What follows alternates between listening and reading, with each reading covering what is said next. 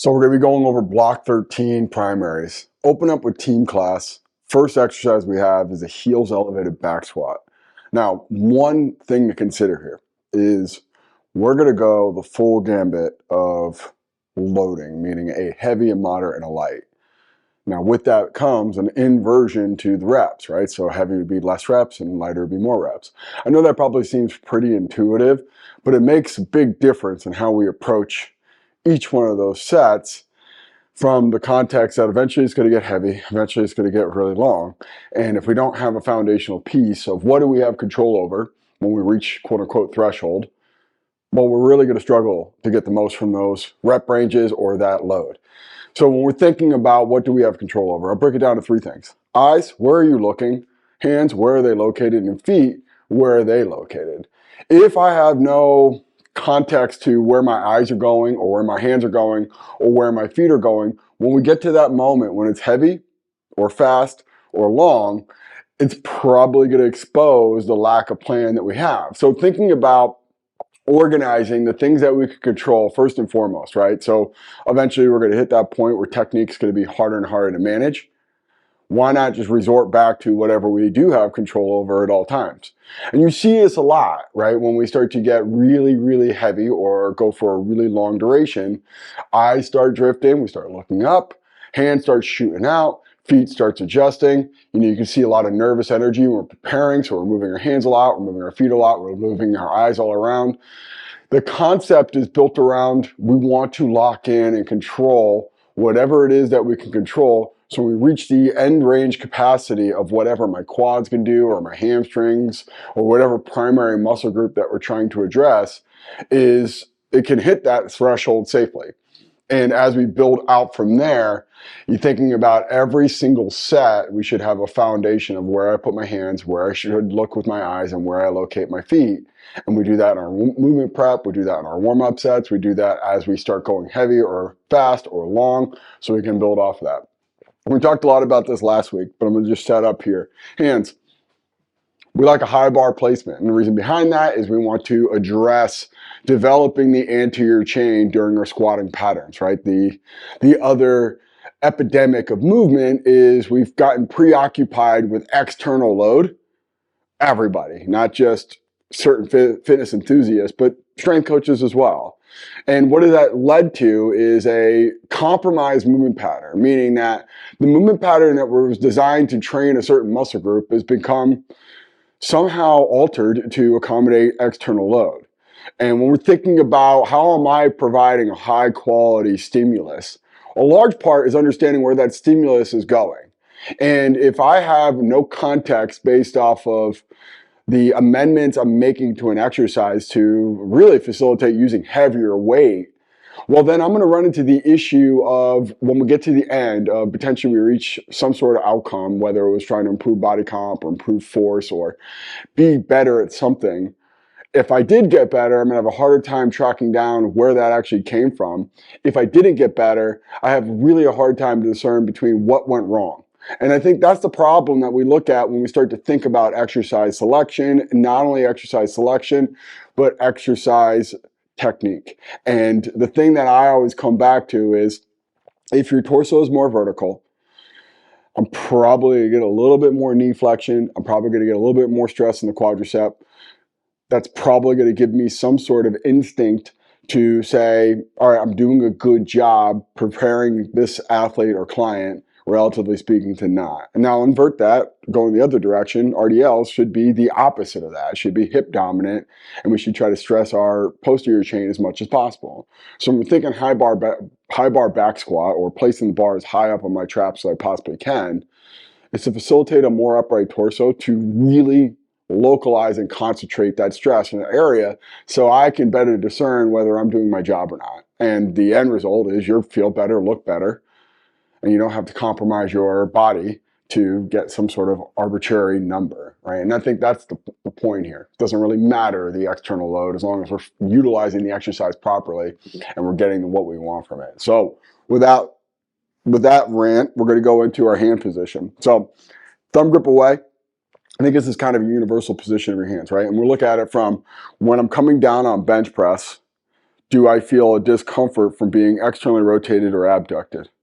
And I think the same thing here, right? Eventually, that torso is going to want to drift forward because we're trying to center our mass as we go down to a squat.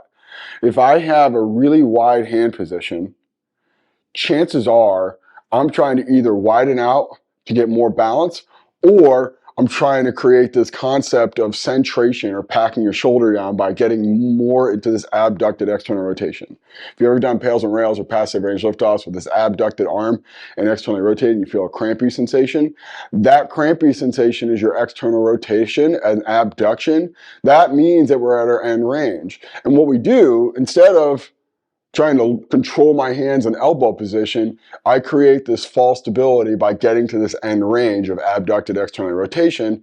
And then all of a sudden, I'm not creating as much tension in my torso, my thorax. I'm not organizing my body to sit down there. And you notice it when I have end range of that knee flexion, you'll see that arm move a lot. And what I would say to that is, just like we do on bench press, wrap your thumbs and create tension through your hands.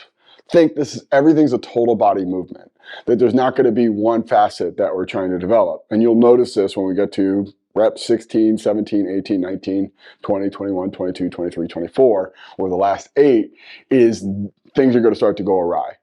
For these extended duration sets, you're going to have to really control your controllables. So hands being in, so I can get a more upright torso, but also too, I have to create and fight to hold that position, just like our feet. And we'll go through that here in a second. So hands, thumb grip away from the smooth, bar as high up on the traps as possible. So now you can see as I step onto this block that my hands are pointed, or my knuckles are pointed up and my elbows are hopefully pointing down. Right, and this is that position. This is my GPS as I move. As I squat down, if I was going to go with the butt back, you can see my elbows go back with it. If I'm thinking about trying to stress the quads here and get as much localized stress in that area as possible, I want to think about bringing my elbow straight down.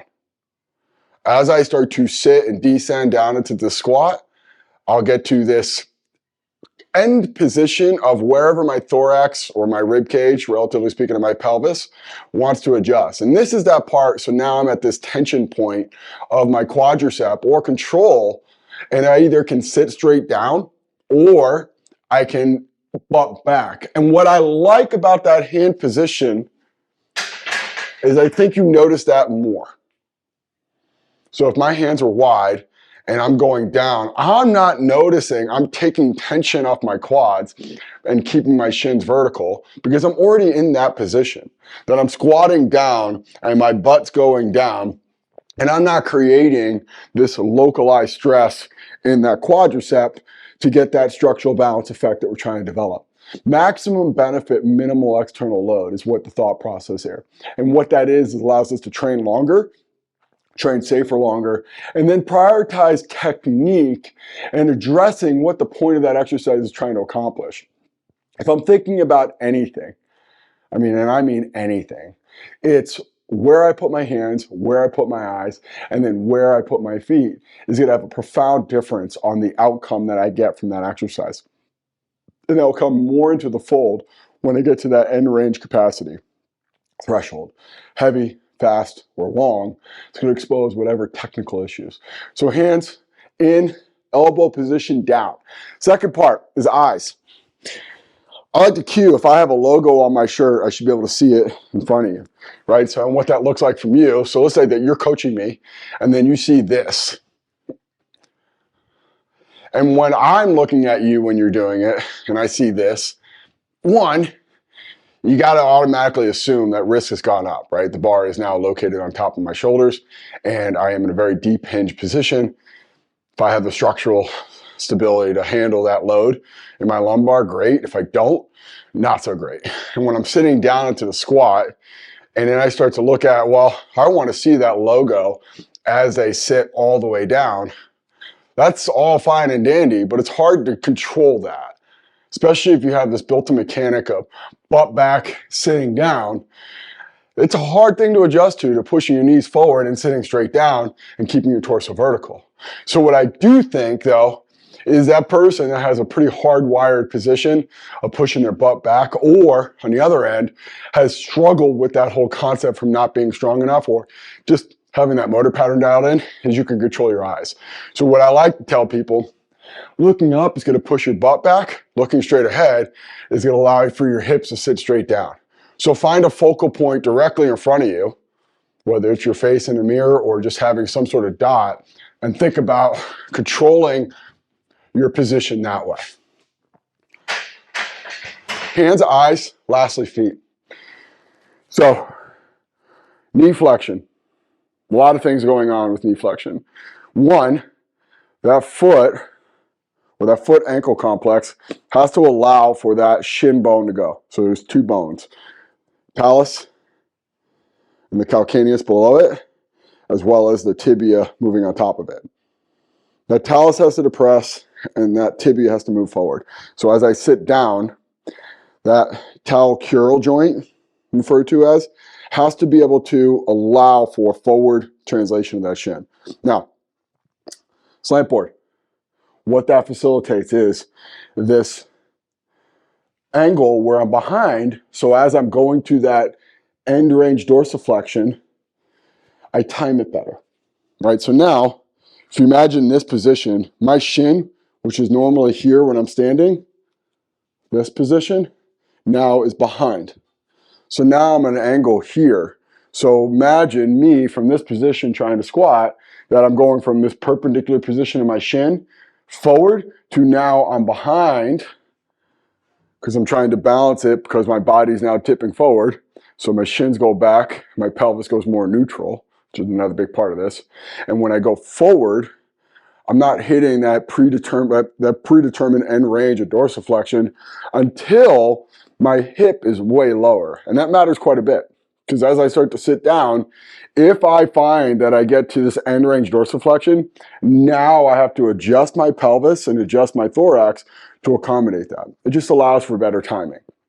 So as I'm sitting down, now I'm in this angle, the shins move forward, and I sit straight down. Now what you'll find from here is if I'm at a range that's deeper than I'm normally accustomed to getting, is you're going to probably resort back to where can I create more mechanical advantage, and that push your center of mass back and then take tension off your quads. This is where I would say this slant board, you have to push through your whole foot. If you get to the point where you start to drive forward or push through your heels, you're essentially trying to find a way to create mechanical advantage or accommodate a weak end range, which is the point, right? Get into these weaker end ranges to develop the full musculature. So as I'm sitting down and I'm moving my shin forward and getting to this end range, I should have my eyes straight ahead. I should have my logo in my shirt facing forward the whole time.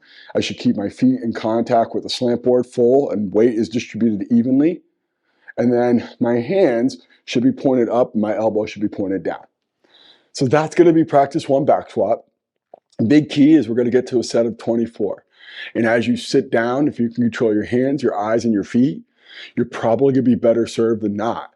And we could do that through our movement prep, our warm-up sets, our heavy set, our moderate set of 12, and then our extended set of 24.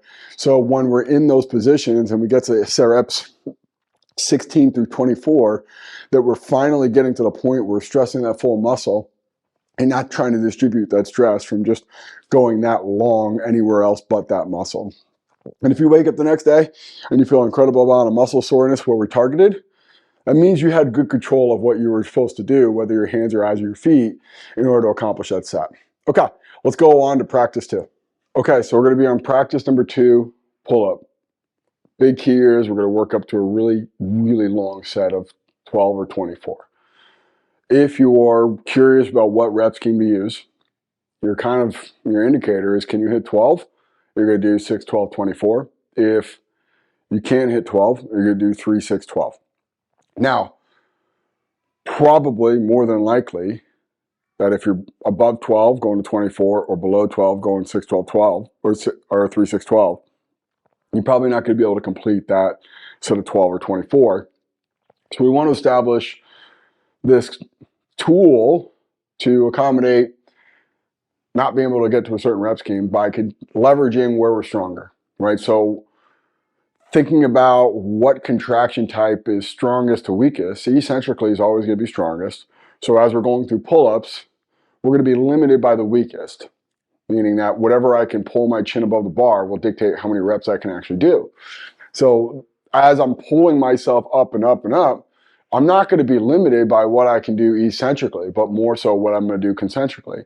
So when you hit your concentric limit, so let's say that I'm doing 3, 6, 12, or I'm doing 6, 12, 24, that I get 9 reps, so I'm 3 away from my 12, or I get 18 reps and I'm 6 away from my 24, we're going to go into an extended version of that set past what I can do concentrically to keep moving us net closer to that 12 or that 24.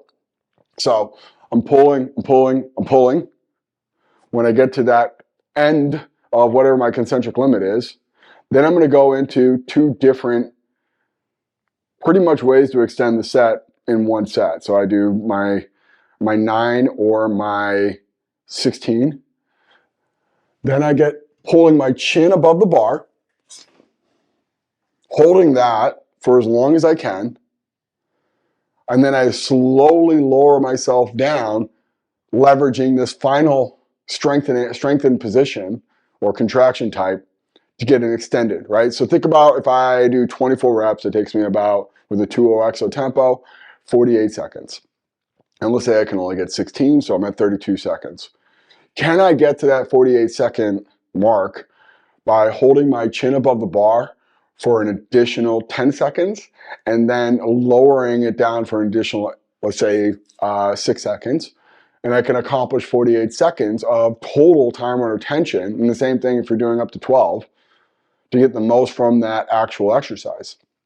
And the key being, well, we know that it's going to be pretty hard to get someone to do a set of 12 or 24 pull-ups, and that's to be expected. But we also know that we always have a little ace in the hole to be able to go into a extended duration to help close that gap. And what you'll find when we leverage whatever stronger contraction type still available, we can squeeze out like we just got a lemon and we're just squeezing it more and more and more. Get as much of the lemon juice out of that as I possibly can. And then when I get to the next week, essentially my body has been under tension for 48 seconds straight. The hope is I can get from 16 to 17 or from 9 to 10 and then close that gap even more. And then if I can supersede that mark, so I go 17 plus that same time frame of time under tension at the end, maybe you'll even find that you can go longer isometrically or longer eccentrically, that we can get net closer than just arbitrarily stopping to whatever my concentric limit is. Because as we break it down, if we can keep overloading that pattern by leveraging where I'm mechanically stronger from isometric, butt chin above the bar, to eccentrically lowering it down, we're going to make people really, really capable of doing high rep pull-ups, which is going to set up nicely for when we go to next block, so block 1 of 2024 of a KPI assessment. And that's our goal, is to try to get everyone always making progress with their key performance indicators, pull-up or body weight bench, or in some cases pull-up, hold, and push-up every single year. And that's something we all strive for. And we think about it from the context of we're always making progress, just but how are we quantifying it? And this is hopefully a really good strategy to help people really close that gap to making great improvement for the next year. All right, let's move on to practice 3. So we're on practice number 3. One of the things that I want to talk about for practice 3, because the theme here is going to be extended duration sets of 24, is again, what do we have control over? So we talked about in practice 1 with back squat, hands, eyes, and feet. What we're going to talk about here in practice 3 is this concept of centration or radiation, or creating stability in a joint to facilitate more, right? More force, more capacity. And the thing about it, you got a concept is you want to break down in your mind is how do you accomplish a set when you're at fatigued or you're at this threshold or whatever the end capacity is for that muscle or that nervous system, whatever it is we're trying to stress, how do you control at the end of that? And there is what is the controllable, hands, eyes, and feet. And then there's another end of this of, well, what can facilitate better control? as I'm going through these deep excursions or ranges of motion. And that's where this concept of creating tension or stability within a joint is the best way to probably get to these points. See it a lot in more ballistic movements like kettlebell swings, or even a lot of times Olympic lifts or sprinting. Is what can I control, right? And there's a continuum here, right? Meaning that if I'm too stiff, I won't be able to move through a full range of motion, or I won't be able to move with, I guess, fluidity and grace, so to speak. And on the other end, if I'm too loose, I won't be able to express as much force. So we kind of want to find a medium between the two, that middle ground, but less about finding the middle ground all over, more about what joints do I need to create stability in. There is a concept of joint by joint, meaning that some joints are more engineered or designed for mobility, and others are more designed for stability. Now, as we start to move and create postures and things like that, a lot of times these joints for stability and mobility become inverted or reversed, right? The stability joints become more mobility joints, and the mobility joints become more stability joints. And what we want to go over that is, how do we bring back these joints that we want to create tension or stability in, right? That I'm trying to isolate a specific muscle group by making a specific motion at a joint, and how do I leverage whatever joint to create stability in? So going to the top, RDL is going to be a hinge pattern. We talked about practice 1, hand position, thumb grip away from the smooth, pretty safe bet. From here, I want my knuckles pointed down. Now, feet, let's just go through the whole thing. Feet are going to be pointed straight ahead, so we're really trying to stress to quote unquote hamstrings and glute. Then from there, I want to get my eyes traveling with the bar, because I'm changing now the height of my torso. So we talked about in squat, I wasn't changing the position of my torso, so I should be static in front. Here is the opposite. Now, instead of isolating that knee joint, I'm isolating the hip joint, which would mean that I'm moving my torso, which my eye position should move within that, with the frame of my torso, right? So if I'm moving my torso now, intentionally, my eye should change with that. Now, you might have heard us say these cues multiple times over. Tuck your chin, pull your neck back, pull your chin back. You might have heard say, pull your thumbs against the bar, rotate your elbows behind. You might have heard me say, rotate your feet out, try to tear the ground apart with your feet. And all this is doing is trying to create some sort of upstream mechanism against some sort of object to create stability in the joints as I start to move. And what that's doing is creating spinal control, shoulder control, and then hip control. And I'm trying to isolate that glute, that hamstring with this RDL pattern. We've already established that big foundational piece to improving anything is getting to the frame of reference that I want stability and I want to control that control. So as I start to move, I'm trying to get through a certain degree of range of motion. I want to create tension in the right joints to facilitate not moving in the wrong range of motion. And that's where this corkscrew, centration, irradiation type of mechanic comes out. It's, all right, I want to control my spine, I want to control my shoulder, and I want to control my hip. So the first step would be that spine, tucking the chin, packing that neck, right? So this does is pulls that cervical spine into a position of centration or control. And that packed neck, as I start to move down into this hinge position, controls that spine just a little bit more. We see it a lot when we start to have loose control of our cervical spine, that kind of thing. What we'll find is the thorax or that lumbar, so that upper back and that low back, will start to respond or react to that.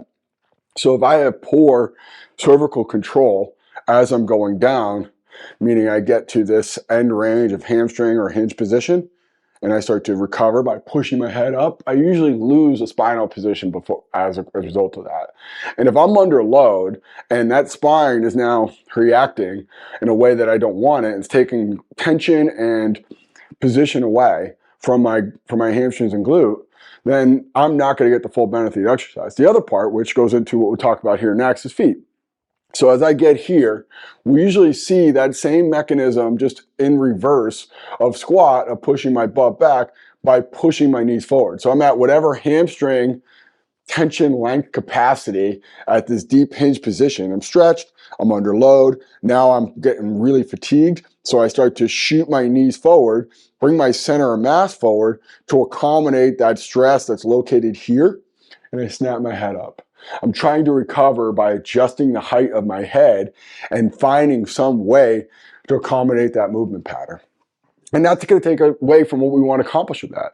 And the epidemic we talked about with practice one of squats look like hinges and hinges look like squats is because we prioritize things like external load to such a degree that we can't accomplish a movement with control or focused in one area. And I think that's a really good testament to say, what's the point of the exercise? And how do we get the most from that exercise? It's just an input, right? Who cares about the exercise? It's only facilitating something better than what we have without that exercise. So if the exercise is able to accomplish a certain goal with a lot less load because we're way better positioned in technique and it can control the right things, hands, eyes, and feet, then I'm probably going to be in a better overall state at the end, whether I'm less injured or less damaged or just overall better. Now, the second part will be your feet. And this is an idea of how do we create tension, right? So the thing I talked about in practice one, allowing for dorsiflexion by being in this angle of the shin that facilitates more forward motion to control that pelvis. Well, this is in a different way trying to create stability in that ankle joint, right? We're trying to get ankle mobility in squatting. We're trying to create ankle and knee stability in hinging. And the way we do that is just rotating against the ground. And what that will do is facilitate a more stable ankle and knee joint. So if I'm looking at this position of how do I get more dorsiflexion, that shin bone or that tibia has to internally rotate, that femur has to internally rotate, and that pelvis responds to that. If it's in an anterior tilt, meaning that's dumped forward, it's going to block internal rotation. So that internal rotation kind of works up and downstream. But in regards to a hinge pattern, we want to lock in that ankle and knee joint. We want a vertical shin, so we don't want any forward motion. So the way I accommodate that, remember when we get to this end range, I'm trying to recover by altering my center of mass, is I rotate externally or out away from each in the midline. So I'm pulling both feet out. And the concept is creating tension in that ankle and knee joint to get a more robust, powerful hinge. So essentially, I'm leveraging what I have, right? So I'm getting to this end capacity of whatever that movement pattern can sustain. I start to rotate against the ground. That creates more stability to maintain a more vertical shin. And then I get more stress in the area that I'm trying to target, which isn't that nice when I do an exercise and I'm saying that it's supposed to stress more of the posterior chain, and that's where you, one, feel it, and two, you get the adaptation really at. So at the end, we can better determine whether it was the right amount, the right dosage, the right exercise, all the things that we're trying to really figure out from applying stress. Final aspect is that packing the shoulder. So as we get to these end ranges, we always will have control of how hard I grip something. So if I get here and I'm kind of loose and I start to lose my back position, I start to adjust my head, I start to adjust my knees, that's going to, again, take away from the bottom line. And you do have control over that. So as I'm getting to this end range, I want to think about packing that shoulder, right? And you can think about it like when we do a rotational bench, that I'm going from this neutral to a pronated position. You think about it when you're doing rows or changing a position of pronated and supinated position. Think about it when we're doing stuff with our feet, right? Can I corkscrew that ground away from each other? And then can I create tension and control that joint in the way that I want to control it? So if I'm ripping the middle of that bar in half, so I'm trying to bend that bar, trust me, you won't. You'll create more stability in that shoulder. So I'm trying to corkscrew the ground. I'm trying to corkscrew the bar. When I think about what that's going to do, not only for my ankle and my shoulder, how that has a profound impact on controlling your extremities so we can really target tension and really stress the middle of that actual muscle, we're going to get way more benefit. So just to recap, RDL, hinge pattern, posterior chain. I want to control my cervical spine by packing my neck and chin in. I want to corkscrew the ground by pulling my feet out, rotating against the ground, creating more stability in my ankle and knee to get more stress in my hip. And I want to control my shoulder so I can always have more benefit going to the right joint, that hip joint, by rotating my thumbs forward, pulling my upper arm out, packing that shoulder down and in. So that's practice 3, that's team. We're gonna go into strength here next. So let's go through strength practice 1. We're gonna open up with a single leg box squat. I'm gonna use a bench, but the idea is to sit down to a spot where we're gonna really stress that knee flexion on a single leg stance. I wanna make a point of this.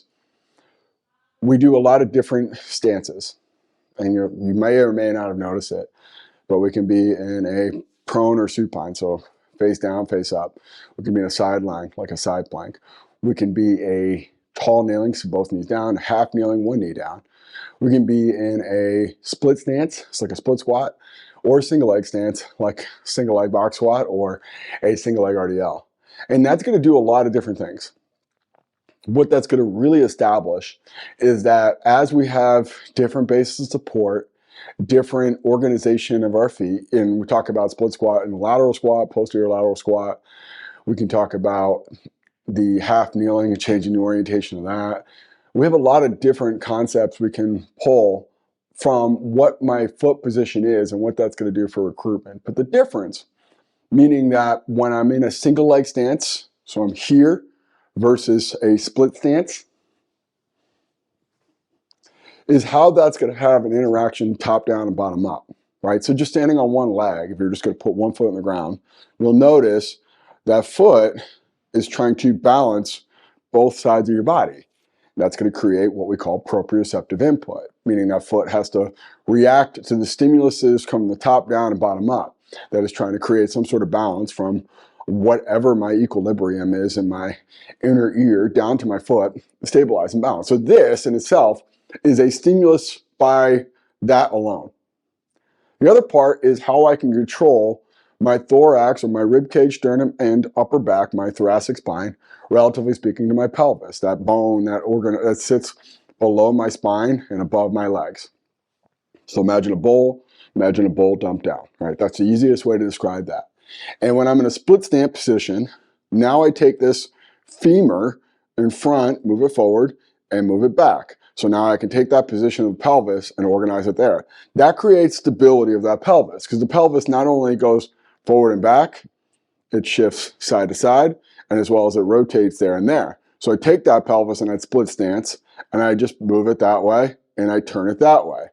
Pretty interesting, right? So as I start to think about how that's going to create stability to allow me to move, I already have a stable position of the pelvis when I'm here, so I'm not as concerned with controlling my torso on something like a split squat. What I am concerned with is single leg flex, or that knee flexion there, because I'm trying to get as much stress here. Different in this single leg stance. So I'm here now, and I have a position of this leg, this pelvis, and I'm trying to accommodate what this hip is doing, as well as what the reaction to this leg, this knee, and then that foot. Remember, we're getting feedback down and up. So I'm not only trying to stabilize on that one foot, I'm gonna have to react to whatever information I'm giving from the top down. So I'm set up here, and I go down in my single leg squat, right? You're gonna have to accommodate whatever strength you have here, whatever range of motion you have here. So if you have poor strength or poor range, you're gonna find a path you can complete the movement. We see that usually play out as I start to rotate, or so I abduct this hip, I rotate here. We start to play this out as I get to this, drop down. All of that has a massive impact on the outcome you're gonna get from the exercise. So as I sit down, and I'm trying to, how do I get the most from this exercise? How do I complete 5 reps with a 5 count down? Your goal is to control the controllables, right? We talked a lot about this already, but what do I have control over? Where's my foot, relatively speaking, to the bench? And a very simple thing is, can you sit down, straight down? So if I'm too far away, let's say that I set up on the bench, like all the way out here, chances are for me to reach the bench, I'm gonna have to push my body back. So I wanna be close enough where I can get as much range of motion in that knee flexion as possible, as well as I want to be able to control my torso down. So as I sit down, we usually recommend grabbing onto a plate or light dumbbells. And what this does, 2 parts. One, it gives you some sort of idea of your rotation or lack thereof, which means that I'm giving control to that pelvis and hopefully more stability to this hip, knee, ankle, as well The other part, it gives me some sort of counterbalance. So when I'm going down, that I get to this quote unquote end range and I'm trying to find a center of mass I can really control and keeps my weight forward and keeps that stress really located onto the quadricep. So movement wise would be I'm going down, touching that block, back up. That's the concept here, and why a single leg stance is such an important thing to talk about. Because when we start to break down these movement patterns and start to go, well, what's the point of doing a single leg squat versus a split squat versus a goblet squat or a hack squat? Well, there's going to be a lot of different things going on, right? And the thing that we really got to address is, well, we got a job to do of getting people better outcomes with less pain and dysfunction, and training 3-4 times a week for 50 to 52 weeks a year for multiple years on end can create big problems from just pure redundancy and poor mechanics, or it could be really facilitative to long-term sustained health. And not only from an execution standpoint, which is easily the most important variable, but from progression, from one training block to the next, how are we selecting exercises to facilitate not only continuously challenging and really cool and interesting workouts, because it's a part of it, but the other part, it's how do I make sure that we're checking these boxes of allocating stress, challenging that balance, proprioceptive awareness, all this stuff. It's necessary to facilitate long-term health and vitality through just picking exercise one block to the next that's constantly facilitating better. And single leg stand stuff, it's going to be really challenging early, but I promise you over the course of 4 weeks, you're going to get really good at it. The learning curve is really fast. You just get more accustomed to being on one leg because you're improving balance with every rep. You're improving strength with every rep. It's pretty much an untrained or untapped resource, so the rate of improvement goes up. So just fight like hell for 4 weeks, right? And challenge yourself from external load, getting full range of motion. We'll give you 2 options, go down with 1, up with 1, or the second option be down with 1, up with 2.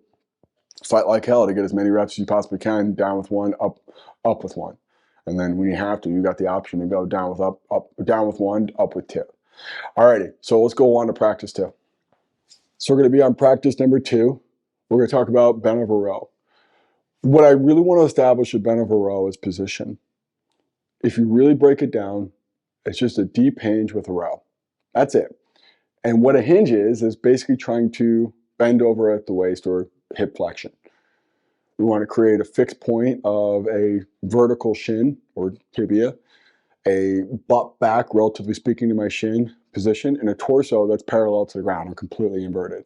So when I set up here, feet hip width apart, toes pointed straight ahead, shins and butt go back, torso travels down. I'm going to create a flat back here. So as I go down, chin tucked, pull that chin back, push your butt back, get your torso as parallel to the ground as possible. You should feel a stretch in the bottom of that hinge. And that's a hinge mechanic. It's stressing that hamstring, right? We're opening and closing the door, which would be your hip. We're stressing the hinge joint, which is going to pull on that hamstring, which is going to create tension there. So there's a dynamic at play here that the load you can use with the dumbbells for bent over row is, yeah, big part what your lat strength is and your rowing strength is, but it's also your ability to get into a really deep hinge position. And that is the either catch-22 of compound multi-joint movements, or potentially the compounding effect of utilizing feet on the ground patterns that we need to really stress a certain muscle group, but getting the ancillary benefit of, oh wow, I'm working isometric hamstring strength right now as well. So the work goes up, the effect goes up, but do we have that pattern to begin with, right? So hammering that hinge position with RDLs, single leg RDLs, and then when we get to something like bent over row, doesn't mean that we just abandon that position altogether. It means that we need to fight even harder because we're adding a component of rowing.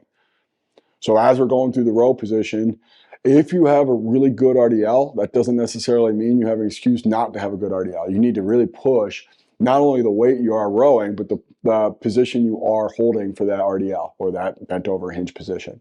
So bent over row, 2 dumbbells or kettlebells, whatever you find available. Not a big deal either way. We're going to pair this up with a with a goblet squat, so it might mean that there's some dumbbells or kettlebells taken, so just be mindful of that. 2 dumbbells or kettlebells, grab onto them, set on up here, get into a good deep hinge position, so feet hip width apart. I'm going to RDL down to my torso parallel to the ground. Now from here, I want to fight like hell to maintain that torso position. I'll demo from the side. Butt goes back, shins stay vertical, torso is pointed down. Now from here, the rowing action is pulling your elbows up and back, thinking pinkies are pulled to your pocket. But the other part is a lot of times when people pull, they either lack that range of motion of shoulder extension or strength, and they pull themselves up, right? So they're not pulling any harder with that row. They're just changing their torso angle to give them this artificial sense of I'm accomplishing the movement. You're not. Stay in that hinge, pull your elbows back, and then back down, keeping that static hinge position. Now, what I like to say from here is thinking about pulling and exaggerating by pushing your sternum towards the ground. And what that will do is reinforce or bulletproof that position so I can get as much activation and recruitment into that lat.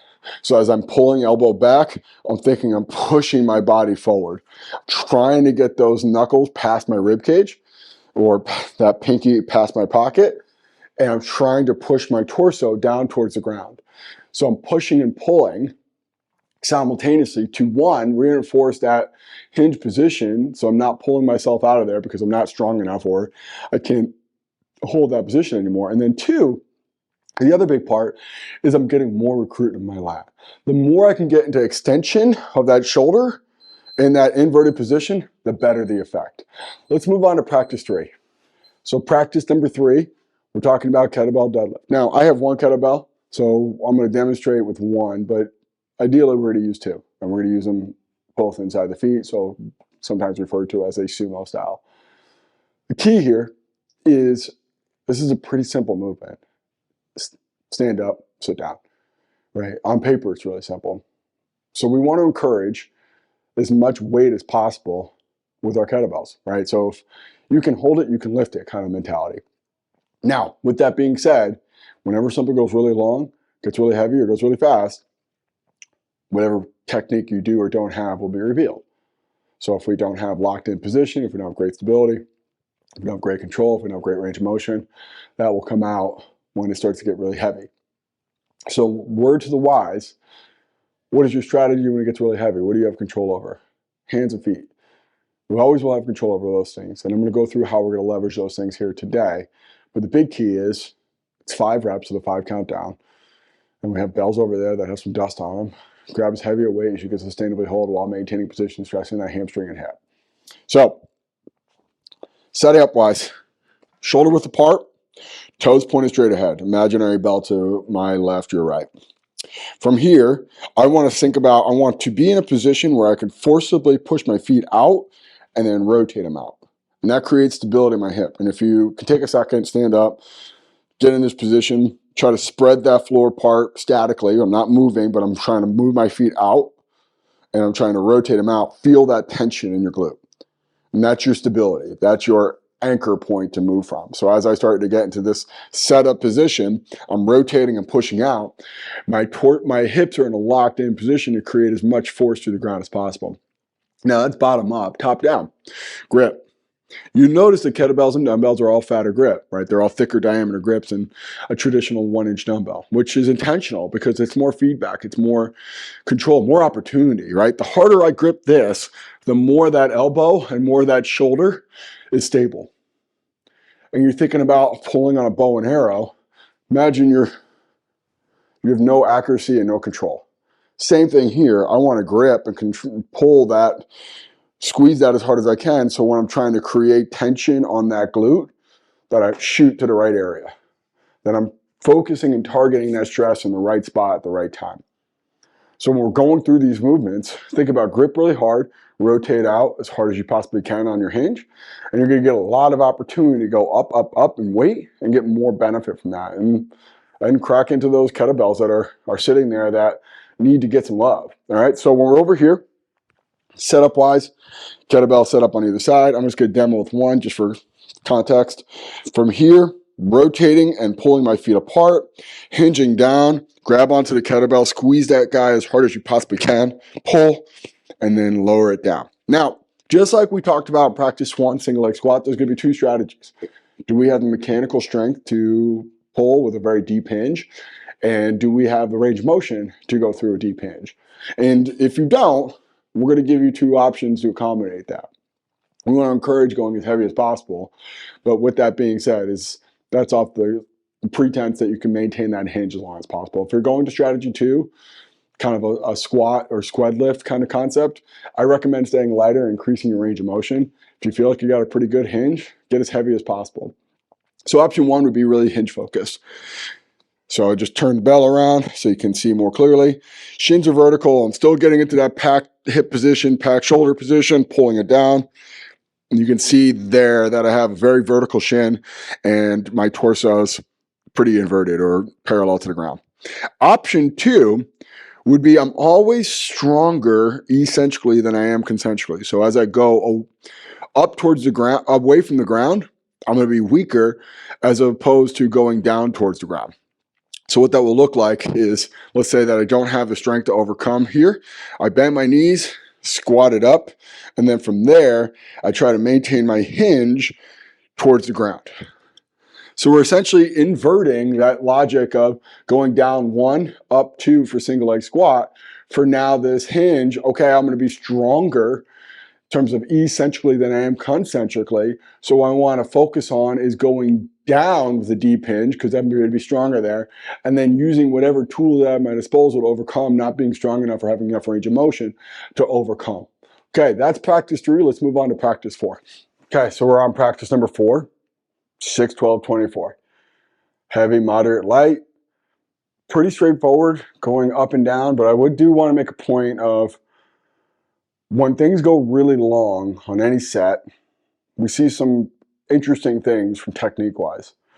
And you got to think about it from, we have essentially pushed whatever that target muscle group to its limit, right? So you'll see as I'm going up and down on my bench, I'm repping, and then I start to wiggle and I start to try to find a way to leverage that movement up, right? So I'm here and I just start to adjust. And you got to think about it from this concept of you're going to be the product of what you repeatedly do, and you have a default technique. And I can tell you this from watching this over and over and over again, is that probably comes out way before these threshold limits. How you warm up, right? The taking the bar out and just kind of just flailing through a couple warm-up sets, if not at all. That the default technique is how you do these sets that we're probably not paying a whole lot of attention to. So the message is here is if we want the most from that exercise, if we want to create as much tension in a certain muscle group, we want to be able to get as much value from whatever they're doing. How you do one thing is how you do everything. So warm-up wise, setup wise, feet, 5 points of contact, 2 feet, hips, shoulders, head. If I look at where my hand position on the bar, thumb grip away from the smooth. If I look at how I pull that bar out, so I got a spotter to help me lift it out, or I'm really good at setting my back and then pulling the bar out, and then I'm lowering it down 1 rep at a time, not just doing a set of 5, right? And that's a big difference from just doing 5 individual reps with great technique and focus versus just a set of 5 with no real idea why or what. And then we start to get heavier and heavier, and we recruit more motor units, and we're getting more things going on. Fatigue is accruing, maybe focus is dwindling. Whatever that hardwired set of way of doing something is, from the way you warm up to the way you do your progressions from 6 and 12 to 24, you're probably going to default to that when you get to that last set of or group of 8 on that set of 24. And that's my message here is set your hands, set your feet, set your eyes. Lock in on your warm-up sets. Lock in on your 6 and your 12. Have a strategy before you pull that bar out. And then when you start to get to these like end ranges, Okay, start to break them up into clusters of 3 or 6, right? Like I'm at 12 and I got 12 more to go. Okay, I'm gonna just do 4 sets of 3. 1, 2, 3. 1, 2, 3. Or you go, okay, just 1 rep at a time, lock in. 1, 2, 3, all the way till you finish that set. And when you reach those points of, oh wow, I'm starting to really feel it, slow down, take a breath, fight like hell, get as many quality reps as you possibly can. What I would encourage people to do is push as much on their 6 and their 12 as possible, but not at the expense of their 24. So if it turns into 6, 12, 13, okay, you grossly overstated what you could do, or you grossly overshot what you should do on your 6 and your 12 at the expense of what we're trying to get from our 24. Lighten up the weight in your 6 and the 12, and therefore lighten the weight on your 24, and then fight like hell to get all 24. And then from there, you can go up. So, big message is hand position, eye position, feet position, always, always, always. That's going to get really pushed to its limit, this training block. Fight like hell during your movement prep, your warm up sets. Everything you do is how you do anything, and then push from there. All right, guys, let's have a great last